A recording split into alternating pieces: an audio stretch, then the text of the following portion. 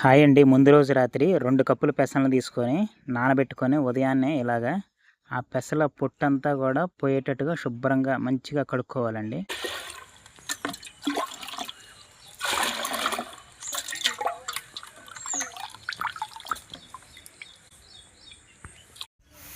శుభ్రంగా ఈ విధంగా కడుక్కోవాలి. 2 స్పూన్ల జీలకర్ర, రుచికి సరిపడినంత గల్లులుప్పు తీసుకొని ఈ విధంగా రోట్లో చూపిస్తున్నాం కదండి, ఇలాగా రోటి చుట్టూ వేసుకొని మంచిగా రుబ్బుకోవాలి. వీటిని పిండి రుబ్బటం అయిపోయిందండి. శుభ్రంగా కడిగిన కళాయిని పొయ్యి మీద పెట్టుకున్నాము.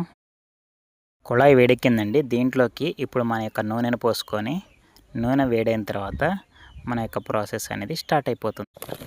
వంట స్టార్ట్ చేసే ముందు మనం రుబ్బుకున్నటువంటి యొక్క పిండిని శుభ్రంగా ఇలాగా మంచిగా ఒకసారి 2-3 సార్లు కలుపుకోవాలి. పిండిని కొద్దిగా చేతులు తీసుకొని గారెల షేప్లో చేసుకొని ఇలా మరుగుతున్నటువంటి నూనెలో వేసుకోవటమేనండి.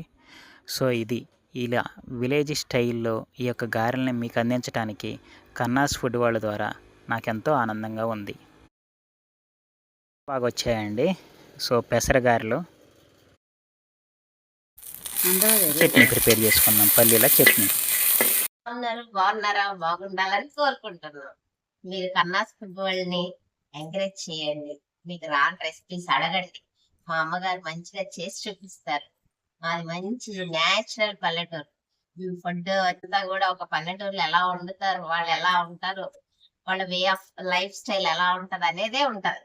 సో చాలా సోషల్ మీడియా వచ్చాక అందరికి చాలా దగ్గరగా మనం ఎక్కడికో వెళ్ళి అది నేర్చుకోవాలి ఇది నేర్చుకోవాలి అనేది లేదుగా. ఇంట్లో ఉండే చాలా వరకు మనం నచ్చిన మన హ్యాబిట్స్ నే మనం డైలీ వర్క్ గా చేయొచ్చని మేము కూడా ఈ ఫుడ్ వరల్డ్ స్టార్ట్ చేసాం. సో మాకు అన్ని సపోర్ట్ చేయాల్సిందిగా రోట్లో వేసి రుబ్బినవి చాలా టేస్టీగా ఉంటాయి. మీరు కూడా ఎప్పుడు మిక్సీలు గ్రైండర్లు కాకుండా ఒకసారి చిన్న రుబ్బు రోల్లో ట్రై చేయండి. టేస్ట్ చూడండి, చాలా బాగా. ఎమ్మి ఎమ్మి గారె సూపర్.